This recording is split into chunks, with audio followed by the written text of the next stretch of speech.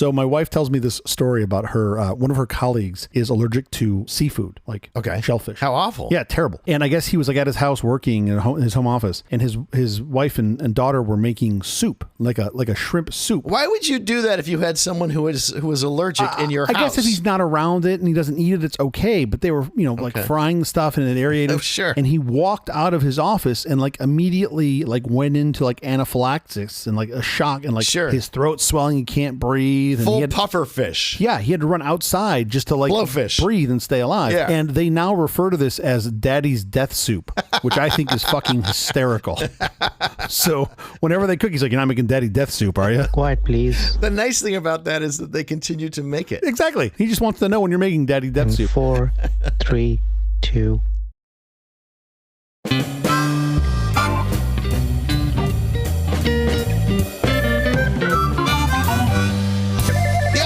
Presents a truly terrible podcast. Welcome to Nonsense Season 2, Episode 29. I'm Jeff Parker. I am CJ Little. This is our take on the week's business, tech, and entertainment headlines. This time, we'll look at Google's antitrust woes. It's World Greatness Day. Express your gratitude to the great people in your life. In fact, more than people, celebrate businesses, places, pets, and anything else great in your life. Whether it's a parent or friend or even a piece of tech you're particularly fond of, this is our moment to acknowledge, honor, and say thank you. Or you can just do the default and celebrate the Great Wall of China. Anything great. Is what I do. You can see it from space. Yeah, and you can see it from the ground, too. How's your week going? Great. It's good to be back. I'm glad you were able to pry yourself out of a beach chair for a moment for us to record this. Oh, man, I don't want to be back. Are you still on island time? Is it hard to get back to mainland? Still an island mindset. By the way, I came down this morning. Where's the buffet? Yeah, exactly. There doesn't seem to be a breakfast buffet here. I realize this is a non-video podcast currently, but I'd like to point out to our listeners that you are still wearing a Hawaiian shirt, which I find amusing. Having just been there myself before you, it's tough to come back and acclimate. Wow. I get it. It's tough. Screaming kids running around. What a mistake to plan a return trip. Yeah, you just buy one ways. Like, he'll be back. Yeah. Oh, no, I'm not coming He'll back. be back. No, I'm super happy for us to be back recording. I enjoyed my time away. I spent most of it buying new furniture. Not what I would normally have thought I would be doing, but I set up my first compute stations for my kids, which are based on Linux, of course, because I'm not an animal. Your kids are 6 and 3? 6 and 4. I did take the boys, my kids, this week to Super Nintendo Land at Universal. Okay. They loved that. If you haven't been, it is pretty cool. I'm sure. But there's something about Super Nintendo Land because you're in the like Super Mario ecosystem that I think is really neat. We got to defeat Bowser Jr. together, which is a lot of fun. They got a bunch of these little mini games. They have these cool little NFC bracelets that you can buy for way too much money, which are awesome. So like the kids can play games and sort of track their progress. I'm not entirely sure what to make of these. You know how Super Mario's works, right? Like little question blocks that he would jump to and coins would come out. Yeah. They have these question blocks sprinkled all over Super Mario Land or Super Nintendo Land. You punch up into them and it makes the coin sound. So you basically have a bunch of kids running around. Oh, that's awesome. Punching into these things. And then it tracks it on the NFC, right? It actually logs it using your NFC and then you can compete with how many coins you have. That's great. Which was really fun. So like when you're waiting in line to get on a thing and the kids are stir crazy, you can be like, oh, well, you've got 30 coins more than him. And they just go over and beat the shit out of one of the blocks for a little while to rack up points. Sure. Anyway, it was really fun. No kids, at least not under my purview, got any like stray uppercuts to the face. No, sure. They did just fine. It was a lot of fun. It was hot, but it was a lot of fun. I have not seen it. Living in LA, it's not far to get to. So we had a year-long pass, and I'll take it a couple times, and it's fun. It's enjoyable. How about you? How was your time on the island? Oh my goodness, I am such a huge fan of Hawaii. They keep it really nice. I don't know if you've been. They do. They sweep up often. Well, I don't know how it was when you were there. It's been a while. It's been 3 weeks since I've been there. I'm sure it's changed a lot. I'm sure they've improved it since then. Yeah, sure. So anyway, I'm having work done at the house while I'm in Hawaii. Adding sand everywhere? Well, yeah, which is a trait I get from my father because when my father would go on vacation, he would always have home renovations done. Sure. Whenever they wanted to like add a room or build on or do something, he always arranged it so because he had a contractor he adored and trusted, and so great. They could be gone and it would come back and there'd be another room in the house. It'd be great. So I thought I have termites in the pool house. Yeah. It's a pool house garage. It's combined structure. Yeah. I'm going to get the termites taken care of. Fantastic. We're going to come back. There's magically going to be no termites. Everything will be great. And we will go on with our lives and we will not have had to have seen or lived through any of the tenting experience. Perfect. Right? All good. That's exactly how construction works. Always on time. And so they have to turn off the gas to do the tenting. Okay. That's a requirement of it. Okay. And so the gas is out at the house. The woman who is staying at the house, taking care of the dog and, keeping the house up and going, has no hot water and has no stove. Okay. So I feel terrible about that, but hopefully it's going to be just a quick thing. The gas company has to come out and turn it back on. Yeah. It can't just be some schmo with a wrench. They run pressurized air through the pipe. Yep. And he says, oh, no, you've got a leak somewhere. Oh, good. And so here, hold this match. says, can you help us find it? We just find it. We can patch it quickly and get it, while you're here, you can get us turned back on. And he wandered around and he was like looking at the stove and things. And he says, I can't find it easily. No, you're going to need a qualified professional. Okay, great. So they get a plumber to come out and he looks at where the gas line goes into the ground and where the gas line comes out of the ground. And it's this black iron metal and it's completely disintegrated on both ends, completely disintegrated. Great. We'll just replace the two connecting points. Sure. You'll be back in business in no time. They put soap on it. You can see that it's just bubbling up like crazy. The part in between? How's that part in between doing? Turns out the entire line, the entire run that's what I would have guessed. From the house is completely disintegrated. I mean, and now there are 1,000 workmen in the backyard digging trenches and putting in new pipe and all of that. So that's my life. There are very few things you can put in the ground that don't turn into ground at some point. No, of course. Pretty much everything you put in there goes back to which it came, which is just star parts. Ground versus anything. The winner is always ground, of course. Yeah, I mean, that's unfortunate, right? I mean, that was the same problem. I got a whole bunch of that iron pipe around the house, and I'm like, oh, that's just a ticking time bomb. Like, you're just waiting for that stuff to die. It's been in the ground for almost 100 years. Wow. So I think we got our money's worth. I mean, no, you want to amortize it over at least 500 years. I mean, it's like you got LEWP having all these water mains that break, and people get all grumpy about them. They're 90 years old. They've laid some of this pipe 90 to 100 years ago. And I remember once they were doing it back when I lived in Hollywood, not too far from you, when they were working on lining some of the pipes with concrete. I looked at the map that they were using. It was insane. It looked like a layer cake because you had all these different services that had been deployed in the ground. And I asked the guy, I'm like, how accurate are these maps? And he just laughed. He's like, sometimes it's around where they say, usually it's not. Oh, sure.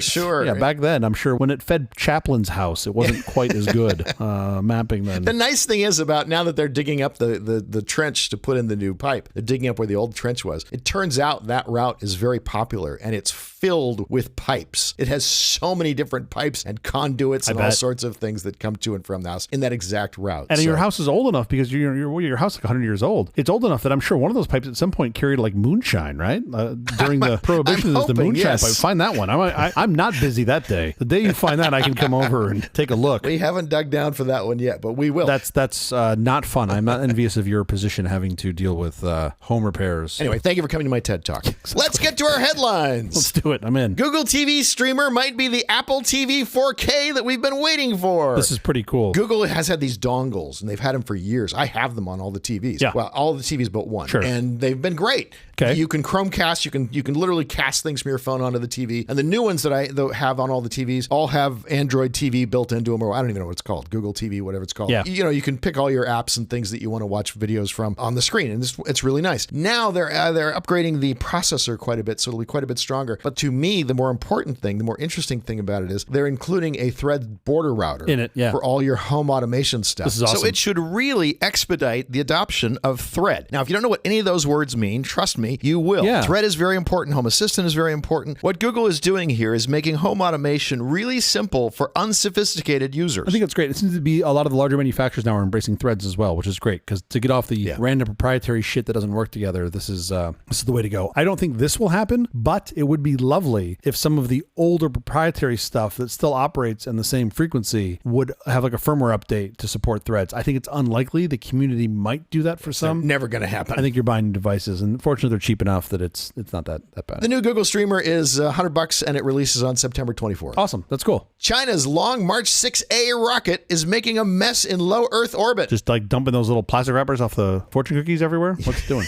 The upper stage from a Chinese rocket. Pretty sure that's racist. I'm not sure. I don't really know what the line is. The upper stage from a Chinese rocket that launched a batch of internet satellites Tuesday is broken apart in space, creating a debris field of at least 700 objects in one of the most heavily trafficked zones in low Earth orbit. Meaning, if you get in the way of these things that are traveling that fast, it's just going to cause a massive destruction of anything in its way. I'm not surprised by this because I think the name of this mission, if you translate it into English, was literally translated as Starlink Killer, I think is what they referred to it as in English. It is a Starlink kind of knockoff. They're putting up their own constellation of satellites. Problem is this orbit is super busy with a whole bunch of satellites, some that are, some covert operations and some that aren't. Hundreds and hundreds. Hundreds. I think you're into thousands. This is 18 satellites that they got into orbit before the upper stage of the rocket blew up. Yeah. So those 18 got deployed. Yeah, this is bad. I mean, you really hope, and typically science seems to play nice and non-political across nations, and they're just like, it's really really bad for us to put a bunch of shit into space. Like we learned in the 50s that's not a good idea. And, here we are. Okay, enough of the headlines. Up next, we're going to talk about Google's trouble with antitrust. Do no evil? How's that working out for you guys? Do no evil. Well, do some evil. Just do it so that no one else can do it. So you can do all the evil. Okay, let's go.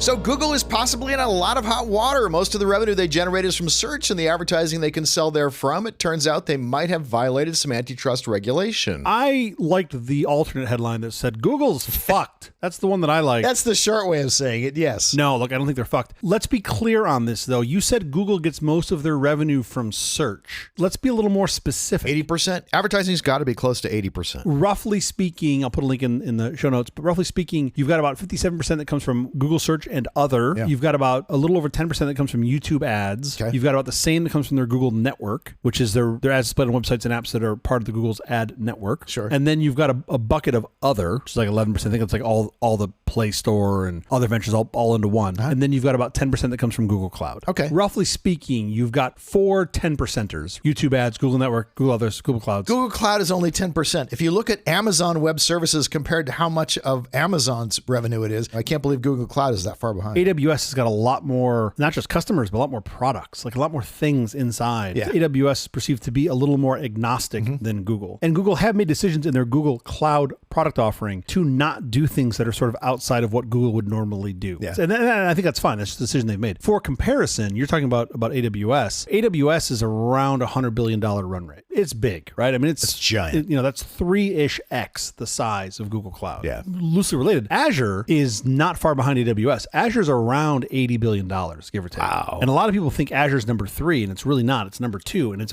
a close number 2. Yeah. And I think for similar reasons in design choice that, Azure is more like an AWS in terms of offerings than Google Cloud. However, Azure's also got the buy-in of Microsoft, right? Like if you want the Microsoft stack, you just go to Azure. A lot of it still exists on AWS, but you just go to Azure and it's all the things you're familiar with. Although a good chunk of Azure is now using Linux. Yeah, which I think is actually a great move on their part. Back to antitrust, yeah. I just wanted to give perspective for how big Google's search business is, because it is not small. It's a massive chunk of their revenue. Almost 60% of their revenue. So it's a massive chunk. What we're specifically talking about here, what this antitrust is around, is Google has been for years buying default placement search engine on various platforms. Samsung devices, Apple devices, everything that AT&T sells, everything that Verizon sells. Firefox, yes. They're the default search engine for all of those products. So the dollar amount that they're paying Apple is roughly, I want to say it's like a third of the revenue made off that deal. Like a third of the Apple users' revenue is going to Apple. And I think it's around $20 billion. In 2022. That is a real number. Now, relative to Apple, is that showing up on the bottom line? Yeah, for sure. But it's not like, of course it does. But it's not like they've built their business off it. I got to believe Apple's made some decisions to say, instead of competing with search, what if we just share in the profits of a search monopoly? Yeah. Like you can argue like that's a good idea for them. It definitely keeps them from wanting to go into the search business. Yeah. Because it's a big chunk of money where they don't have to do any of the work and the money just comes. They just collect. Yeah. I think the other thing that's interesting and worth pointing out, you're probably going to yell at me for this, and that's why this show is fun, is for the most part, Apple, they position themselves as sort of the privacy company, and they're not going to track you. They're not going to ask for your tracking data. They've put in some very nice, what I will call soft guardrails around apps where you as the user can control whether or not an app can track you and track what you're doing. So for them, if they wanted a search business to be profitable, even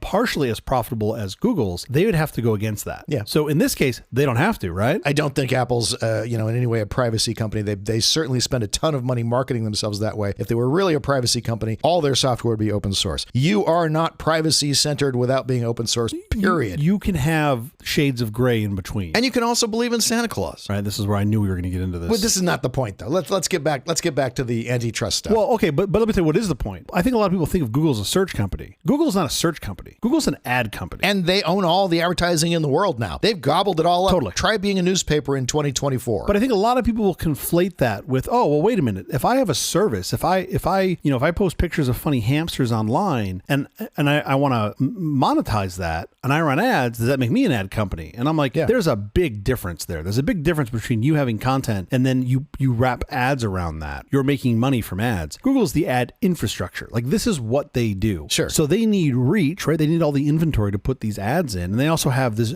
giant network of advertisers from micro to small to enterprise that participate. That's going to be another lawsuit. That's a second antitrust lawsuit that's coming. But 60% of their revenue, roughly, is coming from search. So I look at them and I go, that is all ad dollars, right? You're not putting a quarter in a slot when you make a search. Yep. You're seeing this ad, right? And you're seeing the data from them. They monetize this data in other ways, right? They will sell it. They're not going to sell Jeff Parker's search history. I know of no case where that, well, not that it would matter because you use DuckDuckGo, and you're going to remind us of that here in a second. It doesn't really matter because when I search what I click on, what is of interest to me, and therefore you can show me the ads that you know are going to be of interest to me. That's what they're selling. It's That's what personalized. They're selling the advertiser less spoilage, the ability to target people. Yeah, I just want to be clear that they're not. I can't show up on the back end as an advertiser and say, I'd like to see all of these 200 people's search history. They don't do that. That's not an option. There's no product for that. Unless you have a subpoena. What I can do is say, I want to target people that are this age demographic or live in this DMA or this zip code, and I want to show them these things. Who have white dogs. Absolutely, right? And that's just getting smarter and more targeted as the days go on. Sure. So it's really interesting. I think Apple being in, if we can agree on this,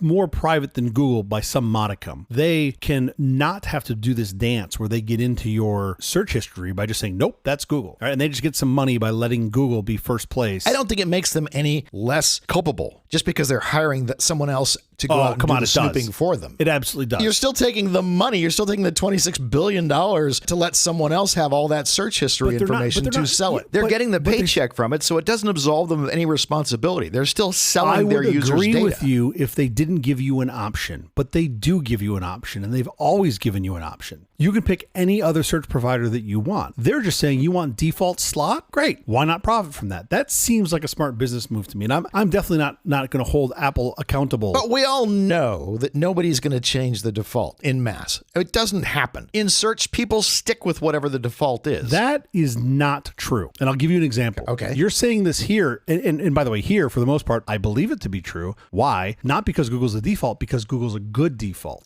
Look at the case of Edge. Edge came with Bing. And most places, the first fucking thing people did, they'd be like, oh, Edge. Oh, there you go. What would they do? They'd either install Chrome with Google or they'd flip Edge over to use Google. Well, because Edge was throwing all of these advertisements at you, and anytime you tried to do anything, it was telling you to do this with Edge. Edge was highly offensive. That's not Chrome. But I'm just saying the default there didn't win. So I don't think the default is enough. I think if you are good and you're the default, it certainly helps. Because if you're good enough, you're like, well, what's the value of me switching? There's some barrier to exit on that and an additional barrier to entry into the other one. But let's be clear here. This isn't even fucking registry settings or writing code. You're selecting a drop down. It's a couple of screens, yeah. You're not even going to burn a calorie doing this, right? It's like, this is not hard work. Google knows you don't change. There's a reason they're writing a check for $26 billion to Apple. They're not giving that money away for free. They know you're not going to change. Yes. They want something in exchange for that money. They believe they're getting something by getting that placement. They believe you're not going to change the default search engine if they write that $26 billion check. There's no reason they're giving that money other than they believe they are sticky if they get that default placement. I disagree with you that there's no other reason. Why else would they write the check? Keep Apple out of the search business. Okay, why would they write the check for Samsung? Why would they write the check for Firefox? Because they do it for more than one company. It's not just to keep Apple out of the search business. I'm just saying, in that case, there could be another reason. It's a side benefit of keeping Apple out of the search business. Totally. By the way, you don't keep Apple out for long because Apple's gone into the maps business and now they've got maps on the web. But another,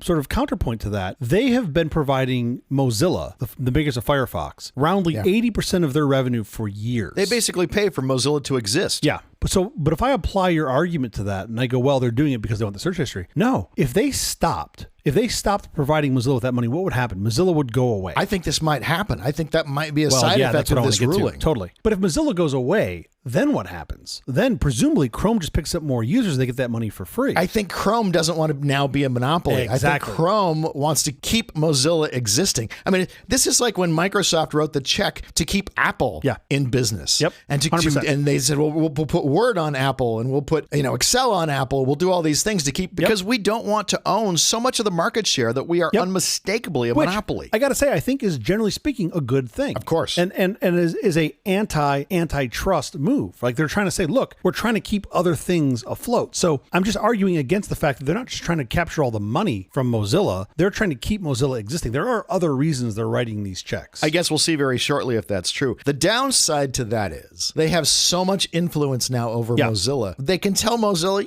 maybe if you don't write anything that actually makes PWAs work on the desktop, that would be okay. And what is Mozilla going to do if Google suggests those things? Well, they're going to obey the person who pays their bills. We're down a rabbit hole here, but I like this. Yeah. What would be Google's argument for not having PWAs work on Mozilla? I pulled that out of the air. I don't know. But if there's I something see. You're saying they have influence. You're saying they have influence. Yeah, they have a lot of influence because they pay the majority of their bills. Yeah, exactly. Like if I'm paying the light bill at the restaurant, which by the way, my fat ass has done at several places, I'm going to be like, that picture over by the bathroom, I don't like it. Right. I'd like you to take it down and put up, I don't know, my picture. Sure. And then they do, right? So like I get that, and I'm not entirely sure that that's wrong, but I don't think in this case they have, especially with Mozilla, that they have unjustly pushed Firefox in a direction at their benefit. I don't know. I can't speak to that. But because I'm not on the inside, I don't know what they've asked for or not asked for. Mozilla has positioned themselves the past couple of years as the big browser that gives you anonymity and gives you no tracking and yada, yada, yada. Those are all very anti-Google revenue practices. Yeah. And yet Google still writes a check to them every year. Mozilla may also, in exchange for that, keep their browser a little slower than Chrome. Who knows what the influence is? Who knows what they're asking for? I think that's a whole bunch of bullshit. I don't think I think this is a very clean cut. Maybe. We want you guys to exist. Keep doing what you're doing. You don't have any way of knowing that from the outside, unfortunately. Firefox is such a tragic story because it was such a lovely browser. Firefox was a great browser, and I feel like it just sort of lost its way. I think it might be getting it back. I thought it was getting it back in the latest interviews I've heard. Yeah, makes me feel like no, you're going the wrong way. Yeah, I agree with you. But even worse, let's look at now. So with this antitrust, now what happens? We don't know what's going to come out of this, right? We don't know what the remedy. Mozilla can go out of business. But no, what I mean at a higher level. Does this mean Google can't write a check to be the default browser? Or does it mean there's nobody that can write the check to be the default browser? Can Microsoft move in and say, we're going to give you the same money, Apple,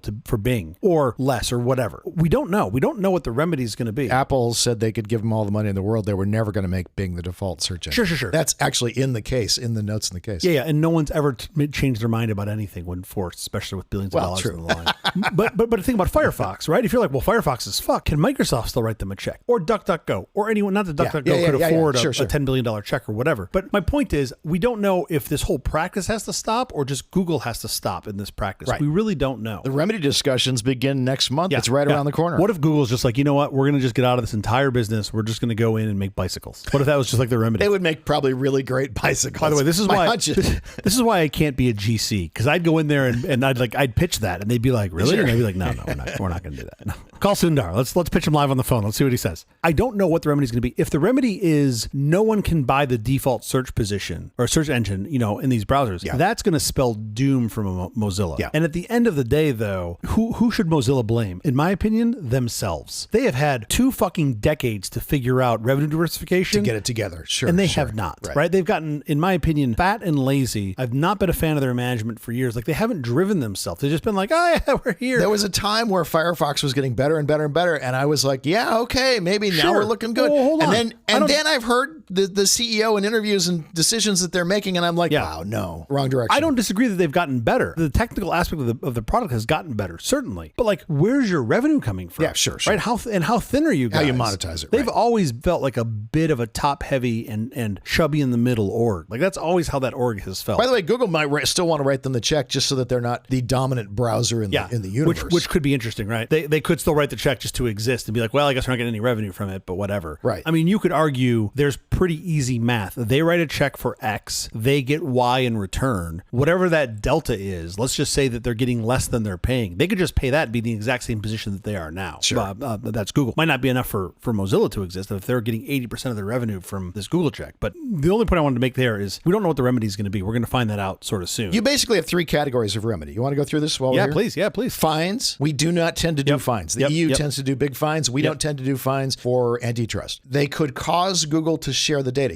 The most valuable part about being the default browser is you have all the data. When you put up a list of links. Share the user data? Yeah, when you put up a list, not just the user data, even more broadly than that. When you put up a list of links, when someone's looking for what kind of a breed of white dog am I looking for, and they come back with Shishan or Mutt or whatever they come back with, they see what people click on. So they know how to order the links when someone asks that before they have any data on that person. So it looks like they're already the better search engine because of the quantity of data they have. They might be required to share some of that data or all of that data. Okay. Seems extremely unlikely, but okay. I mean, the fines aren't going to do it. So the next one is so big, Google would probably rather share data, and that is you break up Chrome, Android, search, display ads into all different businesses. Sure. You say you can't play together because you're such a dominant enterprise. I mean, it seems like the remedy here, though, could also just be you can no longer pay to be the default search engine. I don't think that's going to happen. If you look at what's happening in the EU, well, what happens in the EU when you install a new phone or a new computer? A thing comes up and says, you have these options. Yeah, crazy.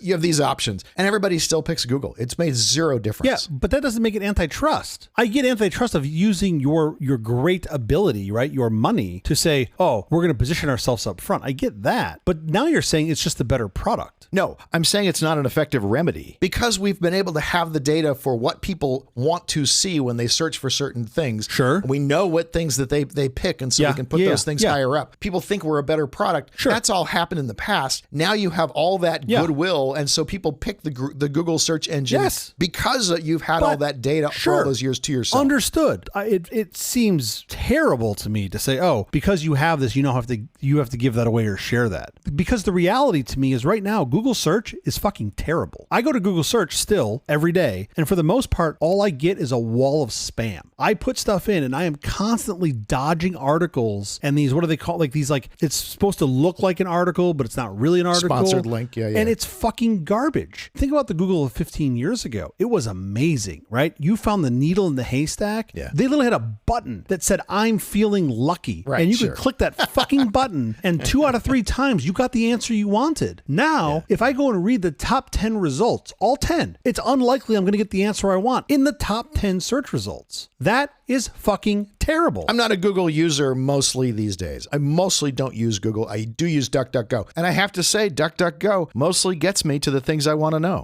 Okay. I've got limited experience with DuckDuckGo. What I've used with it, I think it is a solid 5 out of 10, maybe a 6. It feels better than mediocre, but it doesn't feel great. Because you have, SEO as a business, which is basically designed to game search engines sure. and put your content up higher, that now you're in this world. And of course, the Googles of the world are incentivized to show ads. That's where they make their money. You're in this world where like finding good user content doesn't exist. There was a hack. You know what the hack was? The hack used to be great. There's a hack that worked up until a couple months ago. You could put something at the end of your search term and get the answer. What? You could ask your question, what's the best food processor I can buy with money? And you get a ton of shitty results. Okay. Then you could go ask, what's the best food processor I can buy with money? Space Reddit. And you'd get a reasonable answer. Because you get Reddit's results. Yes. But people are gaming Reddit too now. Fucked. That's gone now because, marketers, you've got bots on there. You've got the Reddit fucking executive team that's going to ruin that. Yes, unfortunately, that is done. That game is over. And Quora's been kind of shit for a while. When I have technical queries, I still put Reddit at the end because a lot of times I can just get my answer faster from a Reddit source. But the signal to noise ratio, the noise is going up significantly. For sure. I find myself going through a bunch of garbage and stuff where I'm like, is this a fucking ad? This feels like an ad. There's still a place where you don't have that. Quora's been shit for a while. I don't even know how that product works anymore. I go over to Quora and the UX, I'm like, wait a minute. I asked a question and now I'm reading an answer to another question on the same page. What the fuck happened? I'm just lost. And I don't get good signal out of the noise there. There is one place I still get good SNR. Stack Overflow. Stack Exchange is the name of all their products. Stack Overflow works because you can't game it. And they do some things that are fantastic. Like, did you know this? Because individuals are rating it. Actual humans are rating answers. More so. They're rating the people and you have no rights when you first get there. So you can't, if you don't contribute positively to the community, then you are cast aside. You can't really do anything. You earn your right to vote something up or down. In a future episode, very soon, I want to do another deep dive on this. Do you know when you add content to Stack Overflow or Stack Exchange, do you know how that content is licensed? If you go write an answer about how to take amazing bokeh shot with a super fast lens and you go write that because you're Jeff Parker and and you write that. I don't, but my son writes answers all the time, and he's actually got on Stack Overflow? Cool. A fair degree of credibility. Awesome. I don't because I never take the time to do it, but I love that he does it. How would you think that content is licensed? Almost certain when you write it into Reddit, Reddit owns it. You don't own it. Of course. They do the fuck they want. By the way, Reddit is selling their stuff left and right to AI. When you write it into Stack Overflow, it goes into Creative Commons share alike. Oh, I love that. Which means everybody gets it. I love that. And here's the best part. It's irreversible. Yeah. You can't take that content and be like, oh, I own it. You have to share alike or they can get you to stop doing it in theory. So it's fascinating to me. Does that mean that all AI companies can just slurp up freely? Yes. That's part of the challenge. That's a downside to it. Well, yes and no. You think it's a downside. I'm not convinced it's a downside. I think it's actually a positive thing, but we'll come back to that. I think the bigger problem is it's not hard to connect the dots of a world of like low labor click farm that builds up accounts in Stack Overflow and then pipes them back to AIs. And now you've got AIs putting garbage answers into Stack Overflow and the whole fucking thing falls apart. Sure. But those guys, typically speaking, up until recently have always been pretty altruistic. If they stay that way, they'll find a solution. I'm saying up until recently because they're doing some things that I want to talk about in a future episode that I'm not entirely sure I agree with. They may have lost their way a little bit, but that's a digression. Back to Google. On the the Google side, we're talking about search and how search is 60-ish% of the revenue, right? Yeah. But advertising at large, and this was to your point, is closer to 80%. That's advertising across all their platforms, not just search, right? Not search that we're talking about here in this antitrust. So obviously they've got a lot of advertising dollars at stake here, right? Real money that's at stake. When you start pulling out things like their Apple deal or Mozilla deal, we already talked about how Mozilla may not be able to recover from this if somebody doesn't fill the gap. Apple's not going to falter, right? But what do they do? Do they build something? Do they build their own? Do they build a search engine? Maybe? Yeah, I bet they do. I mean, that'd be interesting. And a lot of people say you see folks online talk about how Apple could never do it. I'm like, Apple could do whatever the fuck they want. Absolutely they can. They're a $3 trillion business. They could be like, we're going to put somebody on Jupiter. And you know what? If anybody can do it, it's going to be them. I'm not saying it'd be a smart business move. I'm just saying they could do it. Let's not say that they can't do it. That's a lot of devices. And if they put themselves as the default search engine, just like if they put themselves as the default maps engine, that's a lot of users. That's instantaneously a ton of users. Yeah, exactly. It's interesting to see or to sort of ideate, I guess, what's going to come out of this, right? Like what way it's going to go. I don't think they're going to win the appeal. Yeah. The way Meta has written this, I think he's pretty much buttoned it down hard. Yeah. They're going to drag it out for as long as they possibly can. Of course. But I do wonder, like, what are the opportunities that come out of this? Because I see this and I go, well, Google search isn't really that great. It's probably the best that you have right now, probably. That's all you have to be. Yeah, Caesar, I disagree with you. That gives you opportunity. It leaves opportunity on the table for someone else. It leaves opportunity on the table. You don't have to be a super fast runner running away from the bear, as you always say, to stay alive. You just have to be faster than your brother. Yeah, but I'm not saying about staying alive. I'm saying I want to be at the front of the pack, right? I want to be the front,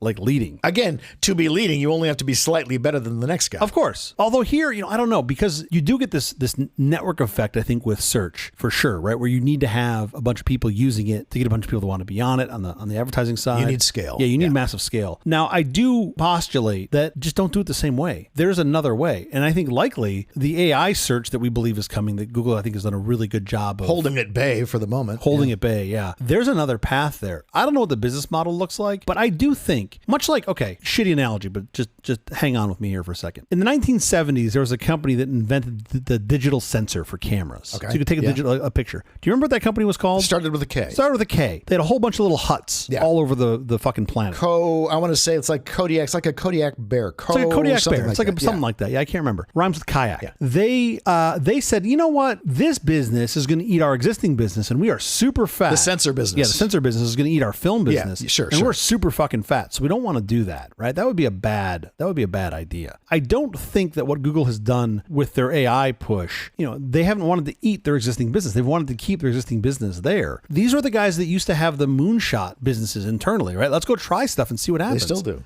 Yeah. Sure. So why not take that approach? I ride around in one of those moonshots all the time. But that's kind of my point, right? Like, why not take that same approach to the thing that is currently paying your bills? 80% of your revenue is coming from advertising. If you don't figure out a way to keep that there, that 80 is going to go to 75 to 70, and then it's going to go to 30, right? Because that's just what's going to happen. Like, you're going to fall off a cliff, presumably. When I use AI, and I use it a lot now, I use the Gemini thing. Mm-hmm. And I can ask some really weird stuff. Yeah. And it somehow gives me the answer. Yeah. And almost always, I can't even think of a time I'm open to the idea that it's going to answer with hallucinations. Yeah, but it's getting it right. Most of the time, it's getting me back answers that are either credible enough that I don't have to double check it or that are actually correct. I mean, I use the Gemini-powered synopsis at the top of search on their search page. All the time. And for the most part, I'm getting the answer I want. I'd still say 60-ish% of the time, I'll click through to Wikipedia and treat that as my source of truth and be like, oh yeah, okay, I validated that. It seems like it's lined up. The nice thing is they give you the link then so that you can go double check them if you want to. That's great. Which is great. I think you.com is the first one who did that, at least that I remember, actually giving you source links. And I think that's super useful. But I was thinking a little bit specifically about this default search provider, right? And what you were talking about earlier, the stasis, where people just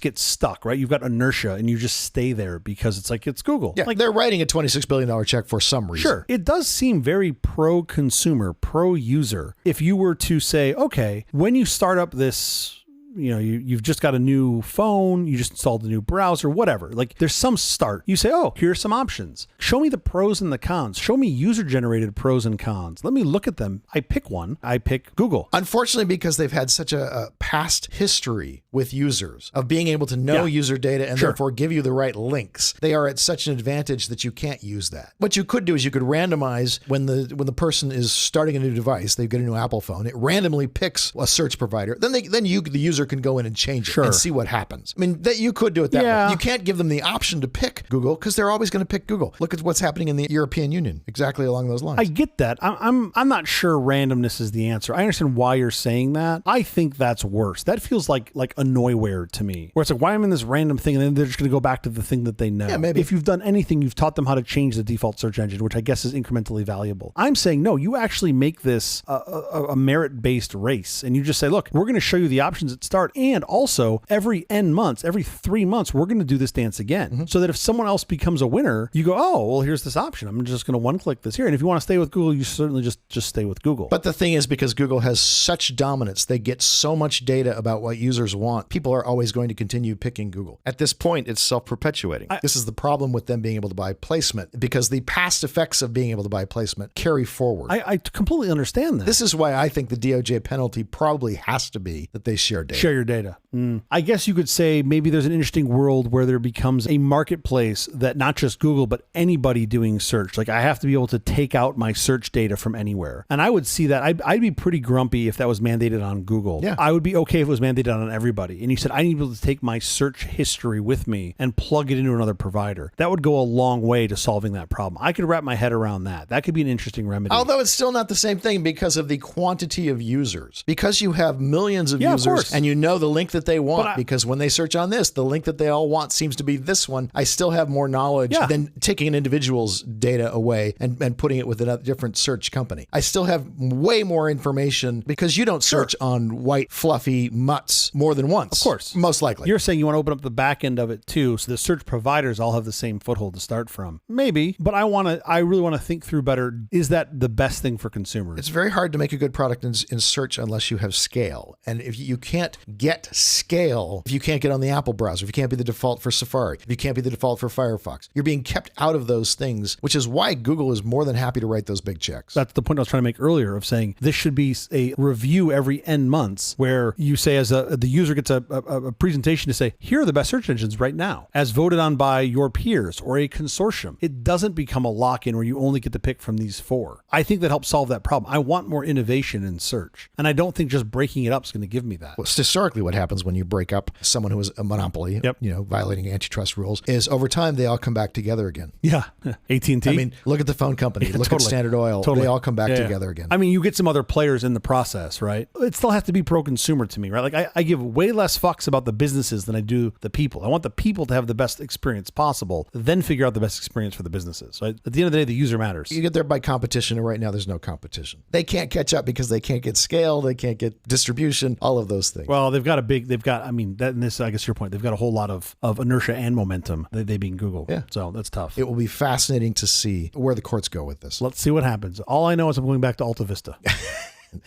Very good for you. I have one question before we go off this topic and wrap this up. I want to know, Please. Does this verdict give you any insight into what will probably happen in the other Google case, in the Apple case, in the Meta case, and in the Amazon case? Those are great questions. For me, no. Each one of those feels like a magic 8 ball. You have no insight. They're all... No, but I believe you might have some based on the way you've asked that question. I don't. I do feel like this is a really, really smart group of lawyers. And by the way, they're way outgunned by their opponents. Yeah. Google has 10x the number of attorneys at their disposal. And lots of money. This group of antitrust attorneys just seem to be as smart as humans get. Yeah. I've heard numerous interviews with them, and I just go away, wow, I would not want to be in Apple's position. I wouldn't want to be in Amazon's position, Meta's position, or Google's position. Yeah. These are really smart humans. My general view on this is I really think first, what's best for the user, what's best for the consumer. I try to start from that position, and I want to align it to that. Like, to break it up just to break it up to me doesn't make sense. I'm not saying that's what they're doing, but I'm like, I hope those people are taking a similar view, and I hope they have the technical acumen to be able to see that view and don't just go, well, you're too big, you got too much. Well, is that a better product? If that's a better product, I still want that pro-consumer. Let's put other caps around some other thing that doesn't make their business terrible. I think the DOJ, the FTC, they have to break apart such dominant players to get competition, which will lead to better products. I don't think you break them up and go, how do we make better products? Yeah. I think you go, let's create competition so we will get better products. I hope so. I'm not convinced that competition always breeds better products. Wow, really? Oh, this is going to be a whole nother episode. Yeah. CJ the Communist. We're gonna have this CJ the Communist conversation. This is gonna be fun. All right, we have to get out of here, but quickly before we do, have you seen or read anything good this last week? Clearly my own obituary. That's the thing that I read that was good. Specifically, the imagination of kindergarten adjacent age children that has been exposed through Minecraft. Oh yeah. It is fantastic. The best. So my kids have been both exposed to Minecraft during our hiatus for the first time. Both boys are completely into it. This is definitely their first real, and they've played games before, but like what I'd call a real game, their real gaming experience. Yeah. They watched a bunch of YouTube videos on what I would just call like terrible to like maybe mediocre quality. I mean, it's just absolute garbage content. And before I cut that off, they were able to absorb enough of the possibilities of what they could make that now they're making all sorts of amazing stuff. Like they know what all the different things do in Minecraft. They're building yards and gardens and lava pits. And so far, now just a couple days into this, my favorite has been when my 4-year-old built a tower of fencing, right? Just like fencing that went up 10 stories. I love it. And he called me, Daddy, watch this. And I come over and I watch him. And he then went to the top of the tower and he went full on John W. Tyson and started spawning hundreds of chickens into the fence column, right? Chickens. And I'm like, what does this kid do? He's building a tower of chickens. And then he goes, Daddy, watch this. And he jumps down to the bottom and then hits some TNT that he hit at the bottom to watch all the chickens explode. And it just turns into chicken parts, right? Just 8-bit chicken parts everywhere. He's laughing and I'm looking at this kid and all I'm thinking is, as I've said before, this kid is either going to be a billionaire or in prison. Yeah. Those are the only possible outcomes for my son. Maybe both, I can't be sure, but it was pretty fantastic. And just watching their sort of dreams, their visions come to life has been a lot of fun. So I don't know how to document that for our listeners, but that's so cool. It's been a blast. I love Minecraft. I love watching kids play with Minecraft. I think the whole thing is amazing. It's so much fun because there is no. No, of course. You're like, I want to put obsidian on top of a cow. And you're like, okay, fucking go for it. I don't know what's going to happen. Go do it, right? Like, there's no. It's all yes. And then you just get to figure out. Anything you can imagine, you can build. It's like the ultimate Legos. It's like Legos with no restrictions. And then the fact that you can do logic and controls and you step on this and arrows shoot out of that. I mean, it is super fun and super cool. So it's been a blast. And now, as I've said before, I think on this show, and I just want to remind everyone, I am not comfortable letting my children be better at me at a video game at this stage. I know it will come. I know it's going to happen. I know it will happen. I know they're going to kick my ass at Fortnite or something. But right now, I'm going to beat these little shits at Minecraft. And then as soon as I can get their hand-eye coordination to play Quake, I'm going to go crush them at Quake and Halo. And then by the time they're 8 or 9, they can own me at stuff. And I'll just be fun with them. How about you? What have you seen or read this past week? Well, first of all, I have seen the most amazing thing made with Minecraft, which is Notch's house. Oh, really? Which is not too far from here in Beverly Hills. Are you sure that's better than a tower of chickens with TNT at the bottom? Because that was pretty fucking cool. You're right. The Tower of Chickens wins for sure. I saw 20 Feet from Stardom. Actually, I just saw the Stones at SoFi. And for the first time in a long time, background singer Lisa Fisher wasn't there. Okay. But she's in this documentary and she's amazing. 20 Feet from Stardom is a 2013 American documentary film produced by Gil Friesen, a music industry executive whose curiosity to know more about thought the lives of background singers inspired this film. Meet the unsung heroes behind the greatest songs of our time. With intimate interviews with Bruce Springsteen, Stevie Wonder, Mick Jagger, and Sting, just to name a few, it details the behind-the-scenes experiences of such backup singers as Darlene Love, Mary Clayton, Lisa Fisher, and Tata Vega. The film won Best Documentary Feature at the 86 Academy Awards. 23 years after, In the Shadow of Stars, a similar documentary that focused on the members of an opera chorus won the same award. First of all, this sounds really interesting. It's something I would watch. It's so good. But you buried the lead. How was the Stones? Oh, the Stones were absolutely amazing. Did they start you up? Well, every time they play, they do. I am a big Stones fan. Great fun. I don't think Keith Richards has ever sounded better. Really? Yeah. Did they give you shelter? Background Singers, 20 Feet from Stardom, streaming on YouTube now. Chanel Haynes, by the way, is with the Stones, and she is incredible. I've heard. I'm looking forward to seeing the Stones. I don't want to do it yet, though. I want them to work out the kinks. You want the Stones to actually work out the bugs. I don't want to see them early. Don't go too early. Yeah, exactly. I don't want to see them later, like more towards the middle of their career. Let them figure it out. I want them to figure it out. And by the way, do they really want to keep doing this? I don't know. Let's see if they want to keep doing it. Sitting there watching them, it looks like they're still having fun. I honestly think that's all that matters. I mean, all just aside. It can't be money at this point. It cannot be money as long as you're still enjoying it, right? Like, as long as you're still having fun. I can't tell you how good Keith Richards sounds. That's incredible. At this age. Awesome. Okay, well, I will go see this because you've sold me on this Stones adjacent film. There you go. That is the episode. Thank you for joining us for all this nonsense, a truly terrible podcast from The Awful Company. Visit us on the web at nonsense.productions. I'm Stu Little. I'm Jeff Parker. If you like this program, please follow, download, subscribe, and like at Apple Podcasts, YouTube Music, Amazon Music, AntennaPod, iHeartRadio, Spotify, my favorite Overcast, on 8-Track, or wherever you get your podcast from. I get mine on 8-Track. Yeah, we all know you do. Nonsense uses SyncThing. Make sure you have the latest versions of all your files on all your computers anywhere you are in the world. SyncThing does that effortlessly. Free and open source. Be sure to check out SyncThing. Special thanks to our floor director, Pranay Sharma. Are we going to get like a C&D from Dropbox now that we're plugging SyncThing? Let's hope. Thanks, Pranay. With the exception of next week, when Jeff's off in some tropical paradise again. I'm in Indiana. We'll be here every Thursday morning for more nonsense. Please join us.